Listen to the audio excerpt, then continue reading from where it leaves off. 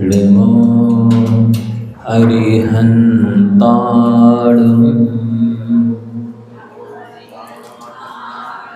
नमो सिद्धाणं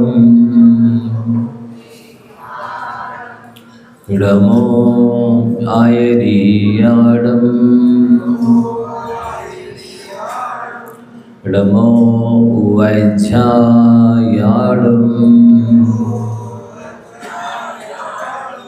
नमो योगेशव्यसाहुणम्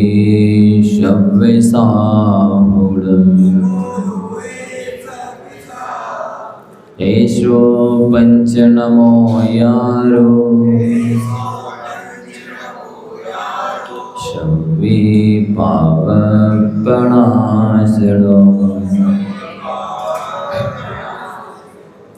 मंगलानं च सौवेशिं प्रणमं हवै मंगलम्। बोले त्रिकालवर्ती नौ देवताओं की, बोले श्री आदिनाथ भगवान की, आचार्य भगवंत गुरुवर श्री विद्यासागर जी महाराज की, आचार्य भगवंत श्री शमेशाह जी महाराज की, परम पूज्य मुनिवर श्री निर्दोष जी महाराज की।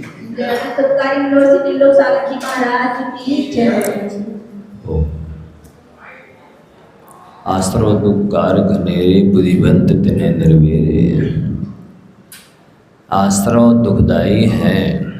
आत्मा में पापों का आना आत्मा के लिए कष्टप्रद है। तो आत्मा में कर्म कैसे आकर के ना बंधे, इसके लिए प्रयास अपना चल रहा है। ये अपन सभी पाप कर्म के बंध से बचे, क्योंकि पाप ही हमारा सच्चा शत्रु है, अंतरंग शत्रु है। पाप ही हमारा सब कुछ बिगाड़ करता है, बाकी हमारा कुछ बिगाड़ करने की क्षमता दूसरे के पास नहीं है। और हमें ये प्रयास भी करना है कि हम यदि निमित्त बनते हैं किसी के लिए तो अच्छे में निमित्त बने।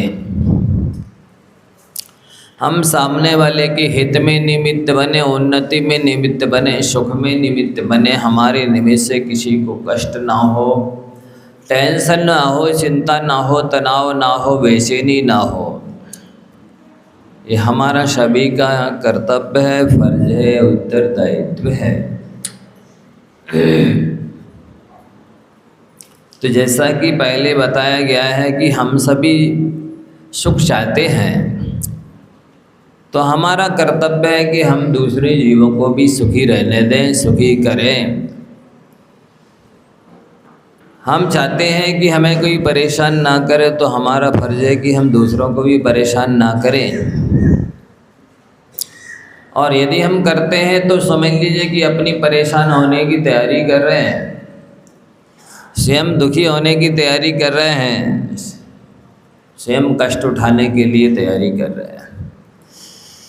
इसलिए हमारा भला इसी में है, हमारा कल्याण इसी में है कि हम जीवों की रक्षा करें, हम दूसरों का भला करें, हम दूसरों को हित करें, अच्छे में निमित्त बने। जब हम नहीं चाहते हैं कि हमसे कोई झूठ बोले, तो हमारा भी फर्ज है कि हम दूसरों से झूठ ना बोलें। हम जब चाहते हैं कि हमसे सभी हितकारी बोलें, थोड़ा बोलें, प्रिय बोलें, तो हमारा भी कर्तव्य है कि हम दूसरों से भी हितकारी बोलें, थोड़ा बोलें, प्रिय बोलें। जब हम नहीं चाहते हैं कि हमारी कोई निंदा करे, तो हमारा भी कर्तव्य होता है कि हम दूसरों की निंदा ना करें। जब हम चाहते हैं कि हमसे सभी हमारी प्रशंसा करें, तो हमारा भी कर्तव्य होता है कि हम दूसरों की प्रशंसा करेंगे तो पुण्यबंध होगा, फिर हमारी भी प्रशंसा होगी। हम चाहते हैं कि सभी हमसे सत्य बोलें, तो हमें भी सत्य बोलना चाहिए। हम चाहते हैं कि हमारी कोई वस्तु को ना उठाए, हमारी वस्तु का प्रयोग ना करे, हमारी कोई चीज़ ना चुराए, हमारे सामान को कोई खराब ना करे, तो हमारा भी फर्ज है, कर्तव्य है, दायित्व है कि हम दूसरे की वस्तु, गिरी हुई, पड़ी हुई, भूली हुई, रखी हुई वस्तु को बिना दिए ना लें, दूसरे का सामान खराब ना करें, दूसरे की बर्बादी ना करें। यदि करते हैं तो अपन स्वयं भी बर्बाद हो जाते हैं। इसलिए ये सहज सिद्धांत, सरल सिद्धांत है कि आप जो कुछ अपने लिए चाहते हैं वही दूसरों के साथ करना शुरू कर दीजिए, और नहीं करेंगे तो आप सुख चाहते हुए भी सुखी नहीं होंगे। आप अपना उत्थान चाहते हुए भी उत्थान नहीं कर सकेंगे, आप अपना हित चाहते हुए भी हित नहीं कर सकेंगे।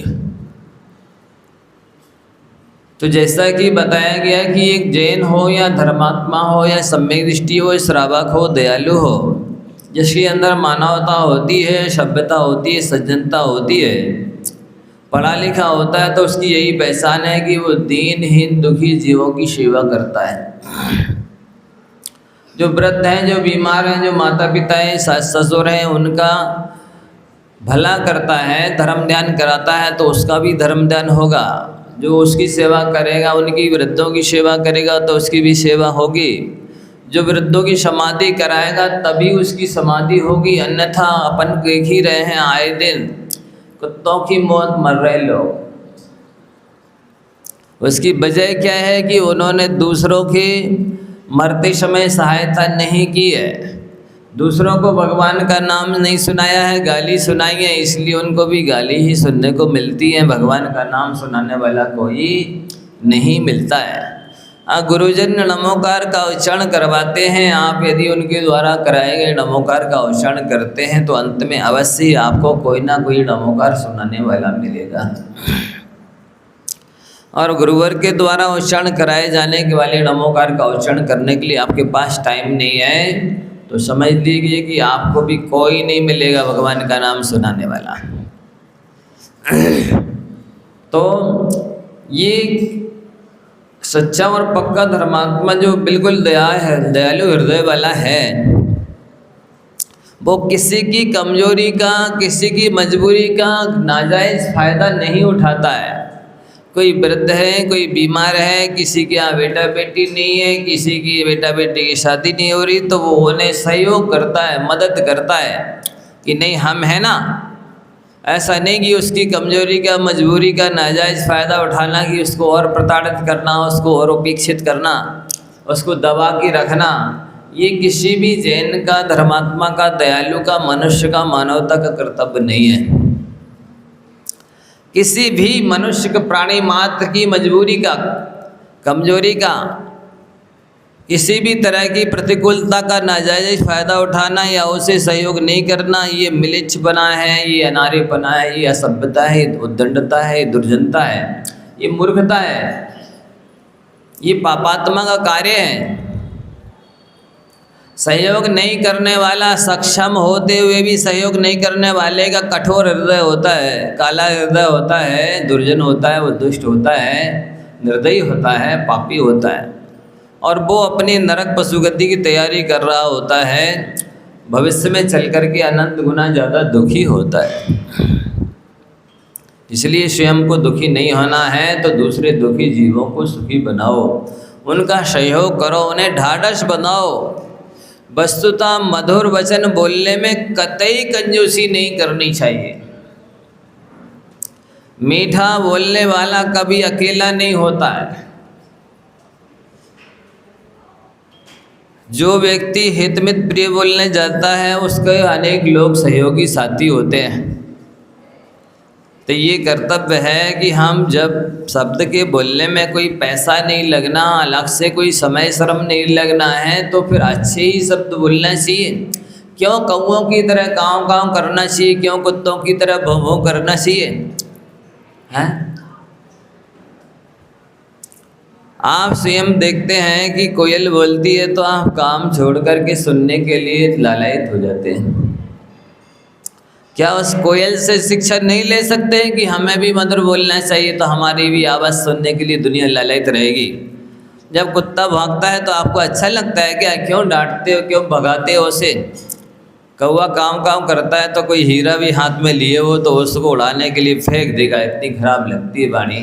तो आप क्यों नहीं सोचते हैं कि हम कर्कश बोलेंगे, कटुक कठोर बोलेंगे तो हमें भी कोई पसंद नहीं करेगा, उस हीरे की तरह फेंक देगा, दूध में पड़ी हुई मक्खी की तरह निकाल के फेंक देगा।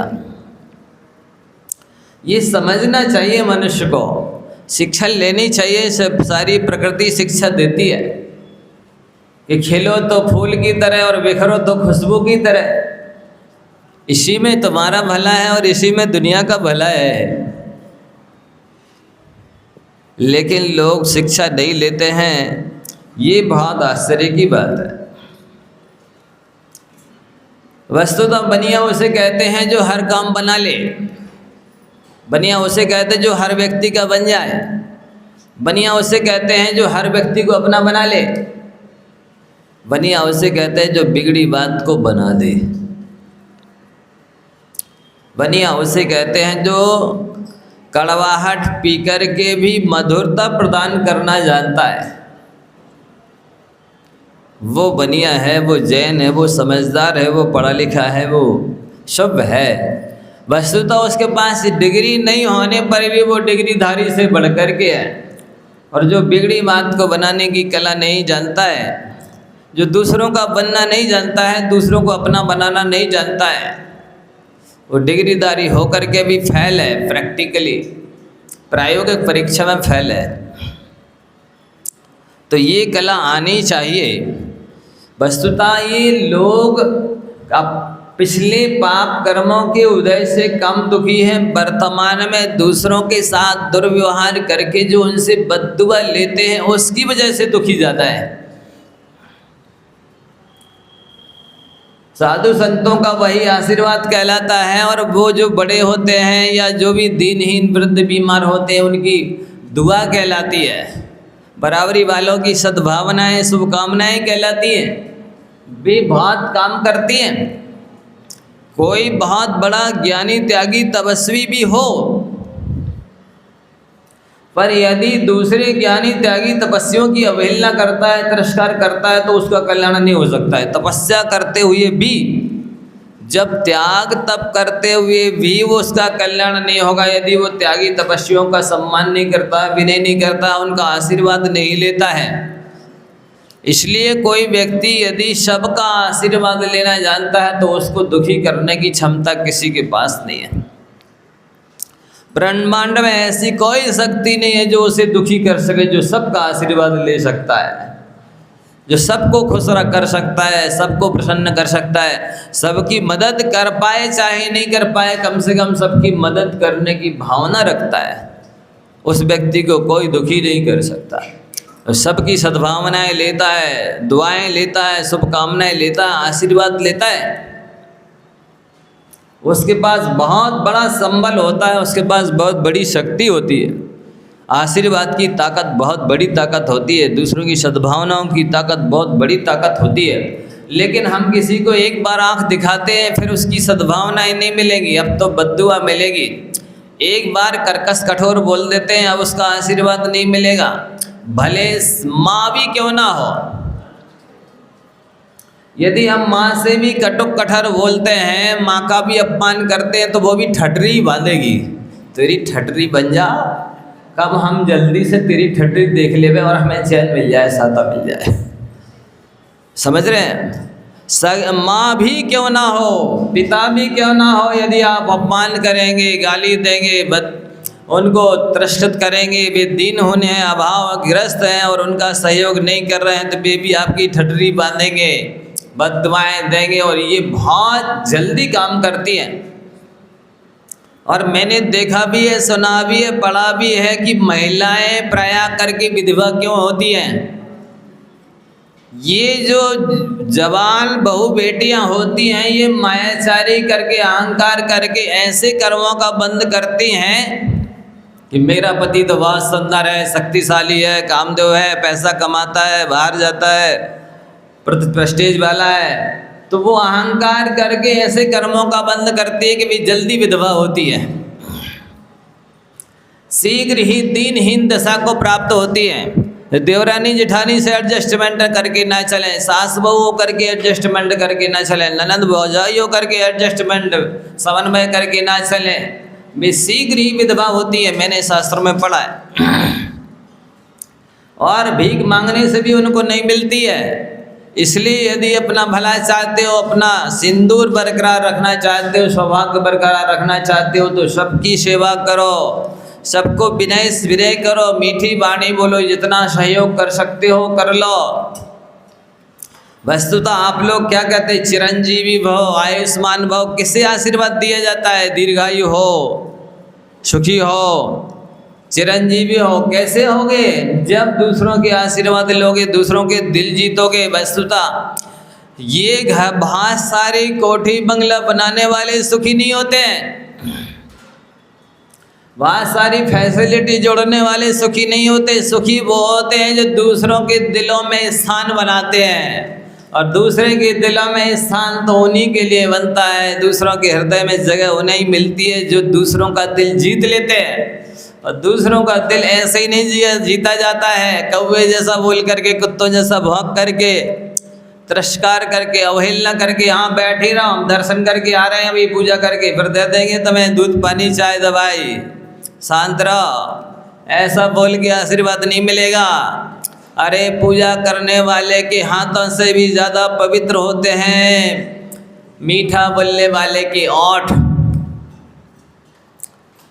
इसलिए अपने हाथों को दूसरों की सेवा करके पवित्र करो, अपने ओठों को हित मित प्रिय बोल करके पवित्र करो, दूसरों को झिड़कियाँ दे करके, कमेंट्स व्यंग करके, तिरस्कार करके, उपेक्षा करके, अवहेलना करके, उनके खाने पीने का दवाई का समय है जो उसके टाल करके जैसे तैसे भिखारियों की तरह दवाई दे रहे हो, उनको भिखारियों की तरह भोजन पानी दे रहे हो। तुमको शर्म आनी चाहिए, तुम्हारे भी उपकारी देवता हैं।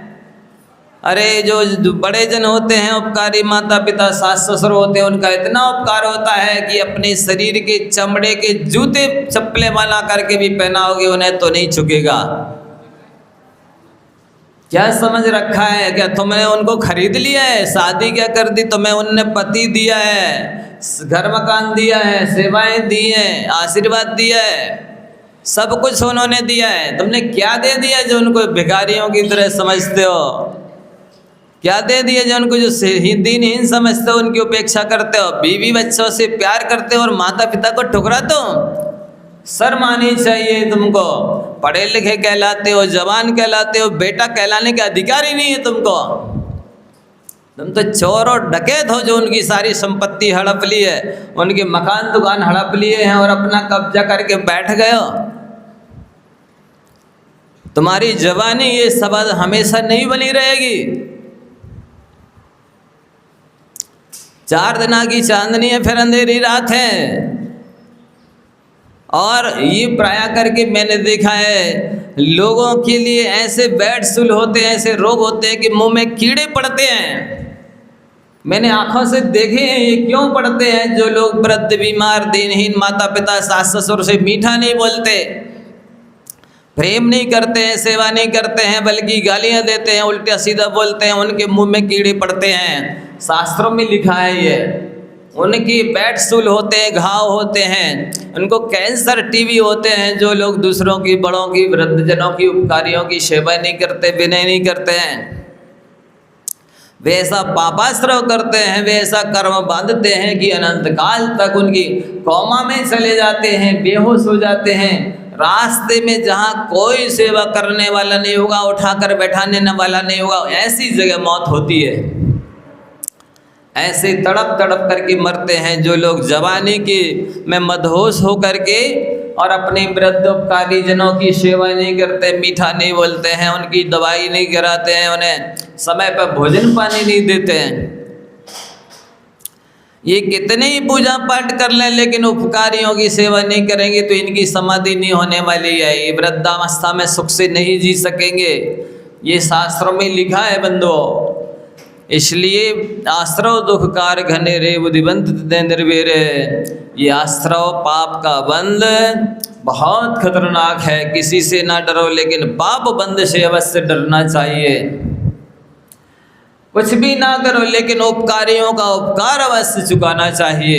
ये कर्ज सबसे बड़ा कर्ज होता है। ये उपकार सबसे बड़ा उपकार होता है। जिसने आपको जन्म दिया है, पाला पोसा है, पढ़ाया लिखाया है, शादी विवाह किया है, मकान दुकान दिए हैं, आशीर्वाद दिया है, अपने आंचल का दूध पिलाया है, उनका उपकार नहीं चुकाओगे तो तुम बहुत बड़े कर्जदार होगे। ये 100 योनि कुत्ते की धारण करनी पड़ेगी, ऐसा शास्त्रों में लिखा है। इसके बाद नरक में जाओगे, वहाँ से निकल करके चांडाल की योनि में जाओगे, ऐसा शास्त्र कहते हैं। कृतज्ञ से बड़ा पापी, किए हुए उपकार को नहीं मानने वाला, प्रत्युपकार नहीं करने वाला सबसे बड़ा कर्जदार होता है बंदो। इसलिए ये जवानी के जोश में थोड़ा होश रखो। जवानी के जोश में होश नहीं रहता है, शक्ति तो रहती है, लेकिन ये होश, ये शक्ति उस नाटे की तरह खतरनाक होती है जो बैलगाड़ी को कहीं भी पटक देता है। ऐसे ये जवानी का जोश व्यक्ति को किसी भी गड्ढे में पटक देता है, कुमार्ग में ले जाता है। इसलिए हमेशा हमेशा इस जवानी के जोश में अपने आप को इतना होश रखो कि कौन हमारे उपकारी है। उपकारी तो भगवान से बड़ा होता है। आप भगवान की पूजा कर रहे हैं, उपकारी की उपेक्षा कर रहे हैं, ये ठीक नहीं है। महिलाओं का ये इसीलिए बहुत जल्दी विधवा होती हैं, इतने बहुत जल्दी, या तो उनका पति मरेगा या संतान मरेगी, या होगी नहीं संतान, संतान होगी तो व्यसनी व्यभिचारी होगी। उनको संतान से कष्ट मिलेगा जो वृद्धों को कष्ट देते हैं, उनको पड़ोसियों से कष्ट मिलेगा, उनको हर व्यक्ति से कष्ट मिलेगा जो अपने उपकारियों को, वृद्ध बीमार जो रुग्ण हैं, वृद्ध हैं, उनकी सेवा नहीं करना, प्रेम से नहीं बोलना, देवरानी जेठानी सास बहू मिलकर नहीं रहना, ये तो नारकी जीवों की पहचान है। वे नारकी जीव मिलकर नहीं रहते हैं, प्रेम से नहीं रहते, मीठा नहीं बोलते, एक दूसरे का उपकार नहीं करते। ये तो नारकी जीवों की माने रहसल है। ये नरक में जाने की प्रैक्टिस कर रहे हैं, ये लोग अभ्यास कर रहे हैं, क्योंकि नरक में जाने की यही करना है, इसलिए यहीं से करना शुरू कर दिया है उनने। मनुष्य ऐसा नहीं करते। मनुष्य तो प्रेम से बोलते हैं, मीठी वाणी बोलते हैं, उपकार करते हैं, सेवा करते हैं, सहयोग करते हैं, दयालु होते हैं। नारकियों के अंदर ये चीज़ नहीं होती है। वे कोई धर्म नाम की चीज़ नहीं जानते, दया नाम की चीज़ नहीं होती है, उपकार नाम की चीज़ नहीं होती है। मीठा बोलना सीखे ही नहीं है, वरना 24 घंटे कर्कश बोलते, कठोर बोलते, गालियाँ देते हैं, बेईमानस रखते हैं, वैर रखते हैं, द्वेष रखते हैं, घृणा रखते हैं, नफरत रखते हैं, एक दूसरे को पीड़ित करते रहते हैं। ये नारकियों का स्वरूप है, मनुष्य का स्वरूप नहीं है। यदि मनुष्य ऐसा कर रहा है तो समझ लीजिए कि वो रहसल कर रहा है, प्रैक्टिस कर रहा है, अभ्यास कर रहा है, क्योंकि वहाँ नरक में जाके यही करना है उसे। इसलिए बंदो, अहिंसा की बहुत लंबी चौड़ी व्याख्या है। सामान्य से अहिंसा परमो धर्म बोलने से अहिंसा का पालन नहीं होता है, ना अहिंसा परमो धर्म के उपासक कहलाते हैं, ना अहिंसा के श्रद्धालु माने जाते हैं।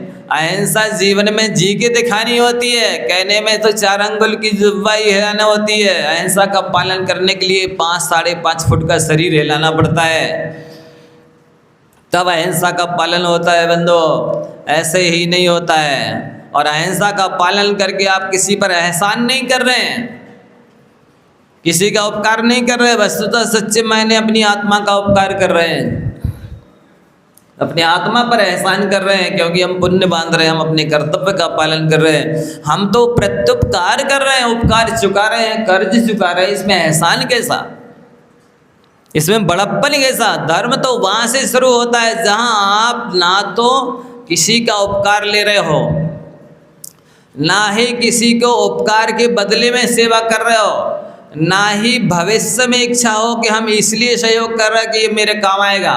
इसके बाद कहीं पर कोई दान दिया जाता है, सेवा की जाती, तो वहाँ से धर्म की शुरुआत होती है। यदि आप जिससे पहले से उपकार ले चुके हैं और फिर उपकार कर रहे हैं तो कोई बड़ा एहसान नहीं कर रहे हैं, आप कर्ज चुका रहे हैं, प्रत्युपकार कर रहे हैं। ये तो मानवता, सभ्यता है, सामाजिकता है। यहाँ धर्म शुरुआत नहीं हुई अभी, क्योंकि आपने कर्ज लिया है, उपकार ले लिया है, इसलिए उपकार चुका रहा हो। और दूसरी बात, यदि किसी का सहयोग कर रहा हो और इस भावना से कर रहा हो कि ये भी मेरे काम आएगा, तो यहाँ भी आप कर्ज दे रहे हो, धर्म नहीं कर रहे हो, क्योंकि बदले में प्रत्युपकार की भावना है।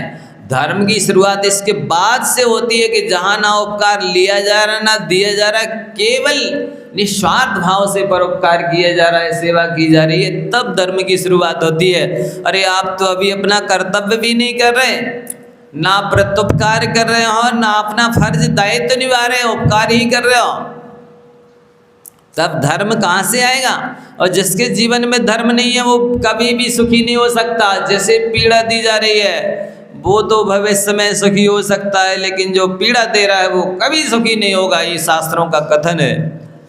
इसलिए दूसरों पर दया ना करो तो अपने ऊपर तो दया करो,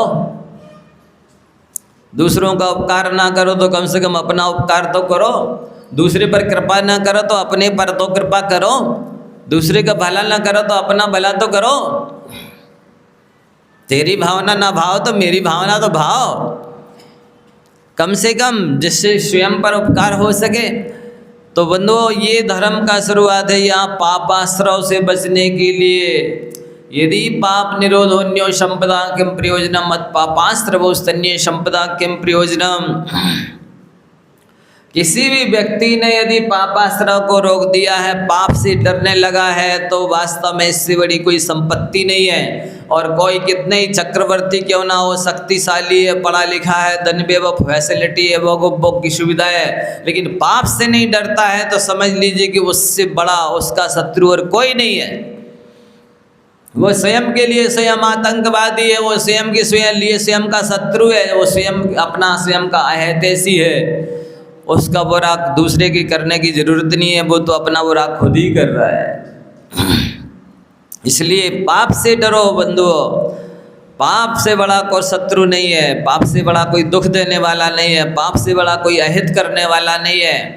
पाप से डरो और पुण्य करो, पुण्य से बड़ा कोई मित्र नहीं है, पुण्य से बड़ा कोई सहयोगी नहीं है, पुण्य से बड़ा कोई गार्जियन नहीं है, पुण्य से बड़ा कोई मैनेजर नहीं है, पुण्य से बड़ा कोई संरक्षक नहीं है, पुण्य से बड़ा कोई सुरक्षा कवच नहीं है। इसलिए समझदारी इसी में अपनी। तो जैसे अपन चाहते हैं कि हमारी वस्तु कोई ना लेवे, कोई ना चुराए। मैं पिछले दिनों की बातों को फिर से और बढ़ाते हुए विस्तार से बता रहा हूँ कि इस चीज़ की बहुत कमी नजर आ रही है, देखने सुनने में आ रहा है, आवश्यकता महसूस हो रही है, इसलिए समझा रहा हूँ बंदो। आज व्यक्ति को पाप नहीं लग रहा है, पाप नजर नहीं आ रहा है, पाप को पाप समझ नहीं रहे, जान नहीं रहे, मान नहीं रहे, श्रद्धा नहीं कर रहा है। इसलिए किसी की भी वस्तु पड़ी हो उठाई, अपने उपयोग करी, चलते बने, लेकर के चलते बने। ये वस्तु नहीं है, जहर है। दूसरे की वस्तु जहर से भी खतरनाक है, दूसरे के हिस्से की सामग्री तेजाब से भी खतरनाक है, काले नांग से भी खतरनाक है। काला नांग काटेगा तो एक ही जीवन में एक जीवन समाप्त होगा, लेकिन दूसरे की वस्तु ले लोगे अनंत भाव बिगड़ जाएंगे, अनंत भावों में कष्ट सहना होगा। इसलिए ऐसी नादानी कभी मत करना। आप दादागिरी से, गुंडागिरी से, अपने प्रभाव से, वर्चस्व से दूसरे की वस्तु ले सकते हो, दूसरे की जमीन जायदाद, वस्त्राभूषण, सोना चांदी, कोई भी सामग्री भोग उपभोग के लिए ले सकते हो, लेकिन ये दादागिरी सदैव नहीं रहेगी। सुन लो, रावण जैसे महामणि नरकों में नाली में कीड़े की तरह बिलबिला रहे हैं, कंस जैसे, कौरव जैसे शक्तिशाली भी नरकों में पड़े हैं। इसलिए ये आपकी शक्ति सदा रहने वाली नहीं है। जो चीज़ शाश्वत नहीं है उसका अहंकार करना मूर्खता है। जो हमेशा रहने वाली नहीं है चीज़, उसका अहंकार करना, उसका दुरुपयोग करना, उसको लेकर के अपने आप को संपन्न समझना, उसके बलबूते अपने आप को सहयोग बलवान समझना, ये अज्ञानता है बंधुओं।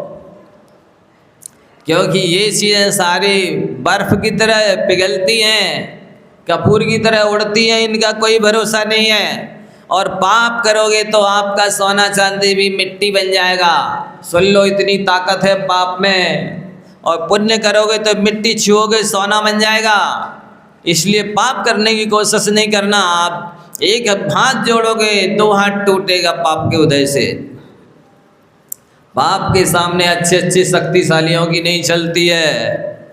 इसलिए पाप करके कभी सुखी होने की कोशिश नहीं करना, पाप करके कभी धन संपन्न होने की कोशिश नहीं करना, पाप करके कभी भोग भोगने की कोशिश नहीं करना। ये पाप आपको जन्म जन्म में रुलाएगा, दीनहीन बनाएगा, भिखारी बनाएगा। सुन लो, इसलिए अपने हिस्से में संतुष्ट रहो, चाहे वस्त्राभूषण हो, जमीन जायदाद हो, भोग की सामग्री हो, भोजन पानी हो। और जो दूसरों के लिए पहले खिलाता है उसको वस्तुतः भस्मक व्याधि कभी नहीं होती है। और जो मेरे बच्चे खा ले वे, मैं जल्दी खा लूँ, मेरा पति खा ले वे, बाकी देवर जेठ जो भी है, ससुर जो भी है, उनको जैसा तैसा मिले तो ठीक, खा पाए तो खाए, नहीं पाए खा पाए तो नहीं खा पाए। ऐसे खिलाने खाने वाले हलवा पूड़ी भी खा ले वे, उनको भस्मक व्याधि होगी, उनको कोढ़ का रोग होगा। सुन लो, जो दूसरों को खिलाकर खाते हैं उनको थोड़ा सा खाना पड़ता है और तृप्त हो जाते हैं। जो स्वयं अपने लिए तो हलवा पूड़ी रबड़ी मलाई बना के रख लेते हैं या खा लेते हैं, और बाकी सदस्यों के लिए जैसा तैसा खा लें तो खा लें, या बाद में देते हैं या छांट करके घटिया देते हैं। वे घटिया बढ़िया खा करके भी घटिया साग प्राप्त करते हैं। ये सुन लो आप, ये परिणामों का खेल है, ये परिणामों का जादू है, ये परिणामों का चमत्कार है, ये परिणामों में अतिशय है कि आप दूसरों को बढ़िया खिलाओगे तो आप घटिया खाते हुए स्वास्थ्य बढ़िया रहेगा, और दूसरों को घटिया खिलाओगे और खुद बढ़िया खा लोगे तो आपका घटिया ही स्वास्थ्य रहेगा। आपको हलवा पूड़ी खाने के बाद भी नींद नहीं आएगी, आपको बेचैनी रहेगी, आपको आकुलता व्याकुलता रहेगी, क्योंकि आपने दूसरे के साथ में घटिया व्यवहार किया है, दुर्भावना रखी है, उनके लिए अच्छा व्यवहार नहीं किया है, समय पर नहीं खिलाया, आपसे अच्छा खिलाना चाहिए था, अपने से ज़्यादा उनकी चिंता रखनी चाहिए थी, लेकिन नहीं रखी। आपकी ये दुर्भाव ही आपके लिए खोटा स्वास्थ्य दिलाने वाले हैं बंधुओं। इसको अच्छी तरह सुन लो, समझ लो माताओं बहनों, सब दर्शन पूजन करने वाले, ये पुंज चढ़ाते हुए भी आपको जो भी छुओगे मिट्टी बन जाएगा। क्यों?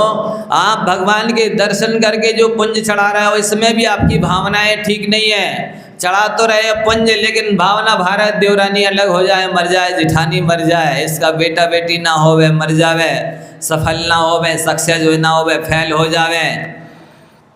तो ये भगवान को चावल चढ़ा रहे हो, इसके बाद भी तुम दुखी रहोगे, इसके बाद भी तुम्हारे बेटा बेटी उन्नति नहीं कर पाएंगे, सुखी नहीं करेंगे, तुम्हारा पति सुखी नहीं रहेगा, तुम भी सुखी नहीं रहोगे। भगवान की पुंज चढ़ाने के पूजा करने के साथ चढ़ाओ चाहे नहीं चढ़ा, लेकिन अपनी भावनाएं सुधार लो, अपनी भावनाओं को सद्भावना लोग प्रणमन कर लो। यही रेकी कहलाती है, यही भावना योग कहलाता है, यही हीलिंग कहलाती है, यही स्तुति पूजा कहलाती है। अपने भावों को सुधारना ही है, रेकी है, हीलिंग है, पूजा है, भावना योग है। और यदि आप अपने लिए तो भा रहे हो अच्छी भावना और दूसरे के लिए बुरी भावना भा रहे हो, इसका मतलब रिफ्लेक्स उल्टा पड़ेगा, दूसरे का अच्छा होगा तुम्हारा बुरा होगा। ऐसा योग है, नियम है, सिद्धांत है। आप दूसरों के लिए अच्छी भावना भाइए, आपको अपने लिए भाने की जरूरत नहीं पड़ेगी, आपको सब कुछ अच्छा होगा। लेकिन आप दूसरे के लिए बुरी भावना भाओगे, बुरा सोचोगे, बुरा करोगे, तो आपका अच्छा करते हुए ही बुरा होगा। ये नियम है। देवसास गुरु की जितनी ज़्यादा पूजा भक्ति करने वाले प्राय देखे जा रहे, सुने जा रहे, यहाँ बीना वालों की बात नहीं कर रहे, प्राय करके वे दुर्भावना भाते हैं। पूजा तो एक की चार करेंगे, लेकिन पड़ोसन का या देवरानी जिठानी का सत्यानाश हो जाए इसलिए चार पूजा करेंगे वे, माला फेरेंगे वे, नीरस भोजन करेंगे, लेकिन इसलिए कि दूसरे का बुरा हो जाए। आपकी कौआ दृष्टि रखने से कौआ के कोस कौआ से बदतर हो आप, तो ऐसी भावना करने वाले। कुत्ते से गए बीते हो ऐसी भावना भाने वाले, उनका बुरा नहीं होगा, तुम्हारा अनंत गुना बुरा होगा।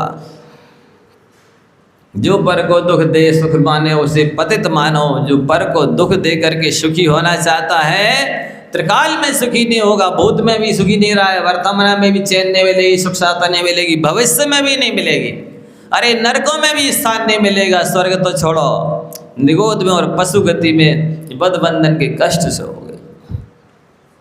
इसलिए अपना भला चाहते हो तो देवरानी, जिठानी, सास, ननद, बहू, सास, जो भी रिश्तेदार हैं, पड़ोसी हैं, जिससे भी मनमुटाव हो गया है, बैर विरोध हो गया है, सबसे पहले उनके लिए भावना भाव के बीच सुखी रहे, स्वस्थ रहे, उनका कल्याण हो जाए तो आपका जल्दी कल्याण होगा।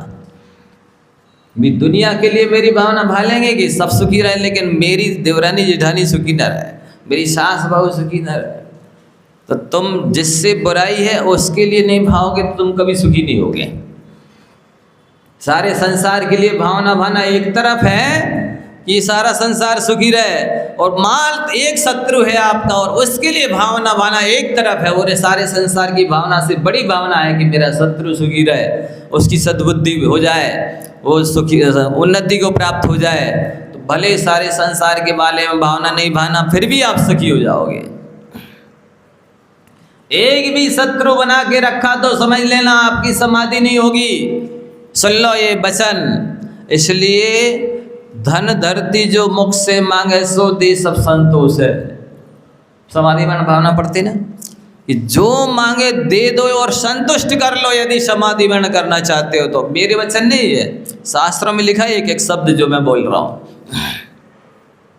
नहीं कोई बोले कि महाराज जी तो बिल्कुल भूलेगा कि हम क्या बोल रहे हैं, अपनी तरफ से जी तो बद्दुआएं ऐसी दे रहे सबको, अभिशाप दे रहे। अभिशाप नहीं दे रहे, एक एक शब्द शास्त्र में लिखा है जो बोल रहा हूँ कि आप सुन लो। एक भी व्यक्ति असंतुष्ट नहीं रहना चाहिए। सबसे ज़्यादा खतरा है अपने परिचित लोगों से, अपने मिलने जुलने वाला से, अपने साथ में पास में रहने वाला से, जिनसे कोई संबंध खराब हुए हैं उनसे सबसे ज़्यादा खतरा है। सारी दुनिया से खतरा नहीं है, अनंत प्राणियों से खतरा नहीं है, एक ही दो से खतरा है, जो आसपास रहने वाले जिनसे संबंध खराब है। उन्हीं से आप जिसका यदि भाव बिगड़ा हुआ है तो उससे ही भाव बिगड़ने वाला है। आप सुन लो, यदि भाव सुधारना है तो उसके प्रति अपने भाव सुधार लो। अरे हम आपसे पूछना चाहते हैं कि मान लो किसी व्यक्ति के ऊपर ये पंखा गिर जाए और सिर फूट जाए, वो क्या कहेगा बोलिए? किसी को बताओगे तो क्या कहोगे? मेरे पाप कर्म की वजह से पंखा गिर गया सिर पर। क्या बोलोगे? क्या बोलोगे? पाप कर्म की वजह से। और मान लो कोई लाठी मार दे और सिर फूट जाए, फिर क्या कहोगे? उस व्यक्ति ने मेरा सिर फोड़ दिया। है ये भेदभाव क्यों, ये पक्षपात क्यों कि अचेतन से नुकसान हो जाए तो मेरे कर्म की वजह से हुआ और चेतन से नुकसान हो जाए तो फलाने ने कर दिया? ऐसा होता नहीं है। पाप कर्म के उदय आने में चेतन निमित्त बन सकता है या अचेतन निमित्त बन सकता है। निमित्त कोई भी बन सकता है, पर मूल में तो पाप कर्म का उदय आपका ही है। ये सिद्धांत यदि आप समझ लो तो किसी से बैर विरोध नहीं होगा, घृणा ईर्ष्या मद मत्सर नहीं होगा, बदले लेने की भावना नहीं होगी कि उसने मेरे साथ ऐसा कर दिया। वास्तविकता यही है कि जीव के स्वयं के पाप कर्म की वजह से ही बुरा होता है। कभी चेतन निमित्त बन जाता है, कभी अचेतन निमित्त बनता है। प्रत्येक कर्म के बंध में, उदय में, उदीर्णा में कोई ना कोई द्रव्य क्षेत्र काल भाव का निमित्त होता ही है। बिना किसी के निमित्त बने द्रव्य क्षेत्र काल भाव की ना किसी कर्म का बंध होता है, ना किसी कर्म का उदय होता है, ना किसी कर्म की उदीर्णा होती है। जब हमारे ही कर्म के उदय से हमारा बुरा या भला हो रहा है तो हम क्यों दूसरे को शत्रु मानते हैं? बताइए। आपको किसी अचेतन दीवार गिर गई, आपने कह दिया पाप कर्म की वजह से गिर गई, वो पट्टा लग गया, मेरी असावधानी थी, प्रमाद था। मूल में अंतरंग में स्वयं का प्रमाद और कर्म का उदय होता है जीव का। इसलिए बंधु, अपने कर्म को ही दोष दो और कर्म तो विचारे कौन भूल मेरी अधिकाई, अग्निशय घनघात लोहे की संगति पाई। कर्म तो जड़ है, अचेतन है, पुद्गल है, उनमें बुद्धि नहीं है। मूल सबसे बड़ी गलती इस जीव की स्वयं की अपनी है। तो इसलिए और दृष्टांत से समझ लो, मान लो आपने छत पर कपड़े डाले, पानी गिर गया, गीले हो गए, क्या कहोगे? मेरी गलती से मैं भूल गया कपड़े उठाना, इसलिए गीले हो गए। कहोगे ना? ये कहोगे पानी ने कपड़े गीले कर दिए? क्या बोलोगे? मैं भूल गया, मेरे प्रमाद से गलती से कपड़े गीले हो, यही कहोगे ना। अब मान लो कोई व्यक्ति पानी डाल दे, अब क्या कहोगे? फलाने ने मेरे कपड़े गीले कर दिए। नहीं, उस समय भी आपका प्रमाद था, कर्मोदय था कि आपने मेहनत से कपड़े धोए, सुखाए थे और गीले हो गए। इस समय भी आपकी पाप कर्म का उदय है, इसलिए किसी ने आपके कपड़ों पर पानी डाल दिया। इस सिद्धांत पर श्रद्धांत रखना चाहिए। ऐसे सिद्धांत पर कर्म पर विश्वास रखोगे तो कभी किसी से द्वेष नहीं होगा, बैर नहीं होगा, बदला लेने की भावना नहीं होगी। होता अपने ही कर्म। देखिए, जैसे मान लो आपके घर में मिर्ची है, बोलो बोले ना है, क्यों रखे हो? वो जलाती है, मुंह में डाल लेना जला मिर्ची को, ऐसे ही जलाएगी कि नहीं? आंखों में जलन होगी, शौच द्वार में जलन होगी, लवसंगा में जलन होगी, पेट में जलन होगी, सब जगह जलन ही जलन पैदा करती है। मिर्ची को घर में क्यों रखते हो? निकाल के फेंक दो। आपने उसका नेचर समझ लिया ना कि नहीं, यदि माफिक डालते हैं दाल सब्जी में तो उससे स्वाद बन जाता है, किंचित स्वास्थ्य के लिए भी यदि पित्त प्रकृति नहीं है तो लाभदायक हो सकती है। समझते हो ना? तो आपने मिर्ची के नेचर को समझ लिया और सावधानी रख कर के उससे लाभ ले लिया। क्या मिर्ची के नेचर का कोई व्यक्ति नहीं हो सकता? मिर्ची के नेचर का कोई व्यक्ति भी हो सकता है। तो जैसे मिर्ची से सावधानी रख कर के आप उससे लाभ उठा लेते हैं, इसी तरह उस व्यक्ति के नेचर से सावधानी रख कर के उस व्यक्ति से लाभ नहीं उठाया जा सकता। उठा सकते ना? पानी घर बनाता है कि गिराता है?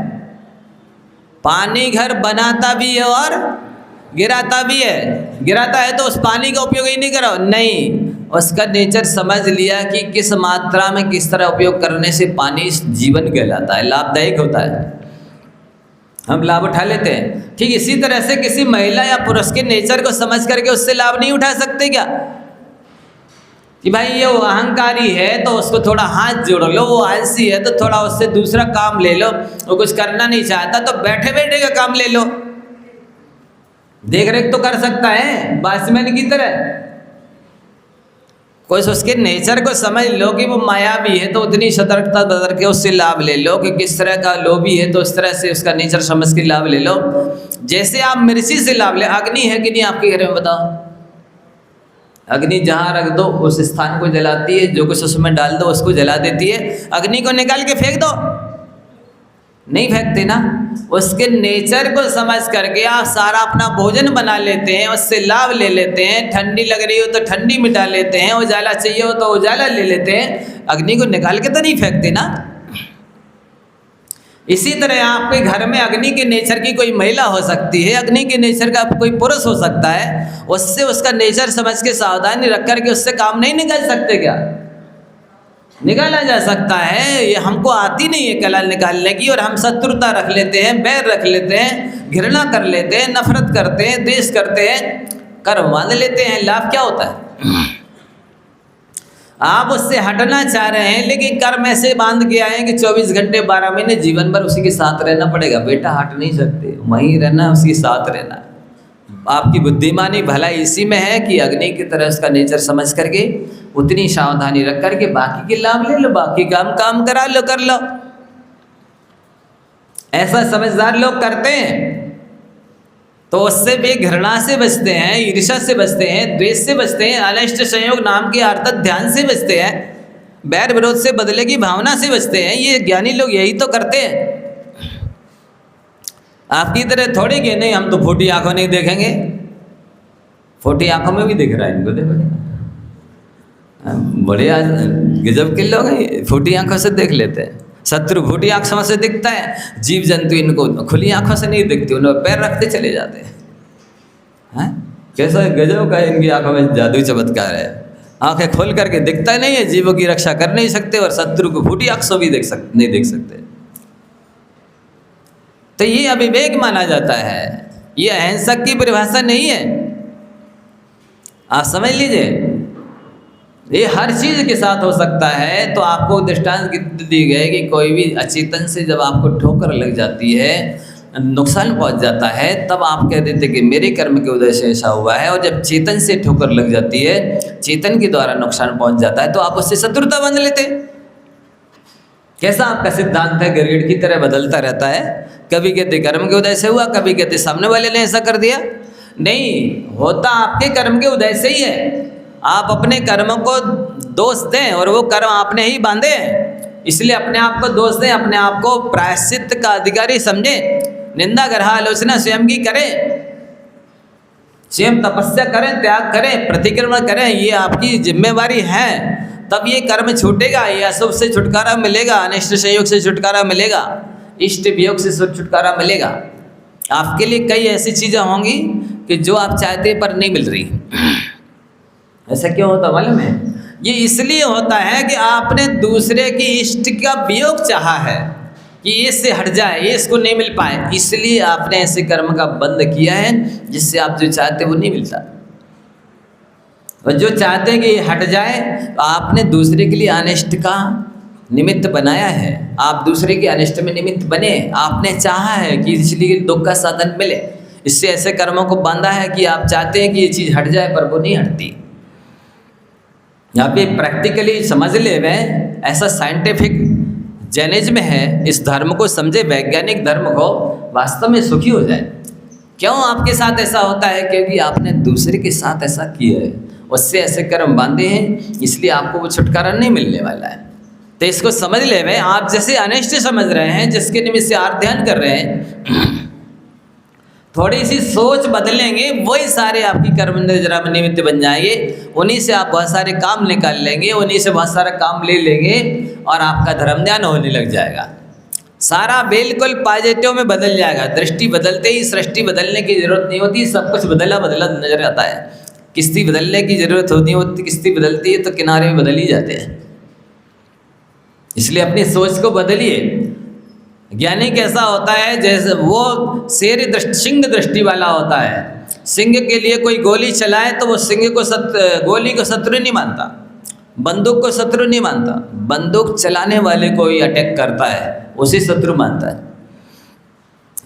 इसी तरह जो ज्ञानी होता है, उसके लिए कोई बुरे में निमित्त बनता है तो वो उसे शत्रु नहीं मानता, वो अपने अंदर बैठे कर्म को शत्रु मानता है। और अज्ञानी कैसा होता है? जैसे कुत्ते को लाठी मारो तो वो लाठी को चबाता है। कुत्ते को अपने असली शत्रु की पहचान नहीं है, इसी तरह अज्ञानी को अपने असली शत्रु की पहचान नहीं है। उसके लिए कोई निमित्त बाहर में बन जाता तो उसे शत्रु समझता है, वो अपने अंदर बैठे पाप कर्म को शत्रु नहीं समझता। जैसे मान लो यहाँ एक स्किन लगी हुई है, उस पर चित्र आ रहे हैं, तो वो चित्र स्किन की वजह से आ रहे हैं या एम्पलीफायर में कोई पेन ड्राइव लगी है उसकी वजह से यहाँ चित्र आ रहा है? बताइए, पेन ड्राइव की वजह से आ रही ना। ठीक इसी प्रकार से आपके लिए कोई दुख में निमित्त बन रहा है तो वो अंदर में चल रहे पाप कर्म के उदय की वजह से बन रहा है, उसकी गलती नहीं है, आपके कर्म की भी गलती है और आपने ही वो कर्म बांधे हैं। इसलिए उन कर्मों को सुधारने के लिए अपने कर्मों को, भावों को सुधारो, अपने व्यवहार को सुधारो, तभी आप सुखी हो सकेंगे। आगे की बात आगे करेंगे, समय हो गया। जा वाणी के ज्ञान दे